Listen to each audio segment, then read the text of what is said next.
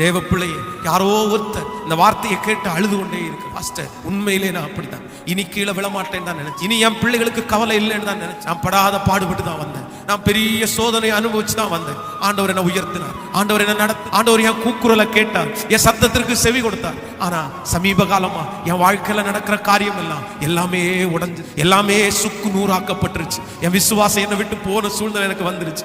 நான் அவ்வளவுதான் பாஸ்டர், பாதிக்கப்பட்டுட்டேன். திரும்ப ஆண்டவர் சோதிச்சுட்டாரு. என்ன கர்த்தர் தானே உயர்த்தினாரு, என்ன ஆண்டவர் தானே இந்த போஸ்டிங்ல வச்சாரு, என்ன ஆண்டவர் தானே இவ்வளவு தூரம் கொண்டு வந்தாரு. ஆனா அந்த ஆண்டவரே இப்ப சோதிக்கிறாரா? திரும்ப எதுக்கு எனக்கு சோதனை, திரும்ப எதுக்கு எனக்கு இந்த சூழ்நிலை? நான் தான் எல்லாத்தையும் தாண்டி வந்துட்டேனே, நான் தப்பட்டனோ, நான் பாவம் செஞ்சுட்டனோ, என்னென்னமோ உங்க மனசுல ஓடிட்டு இருக்கும் போது ஆவியானவர் இன்னைக்கு தீர்க்க தரிசனமா சொல்றாரு, உங்களையும் அடுத்த படிக்கு கொண்டு போகும்படியாய், அடுத்த லெவலுக்கு கொண்டு போகும்படியாய், நீ நினைக்காததும் நீ அறியாததும் உனக்கு எட்டாததுமான பெரிய உன்னதமான இடத்துல வைக்கும்படியாகத்தான் கர்த்தர் இப்படிப்பட்ட காரியத்தை அனுமதிக்கிறார்.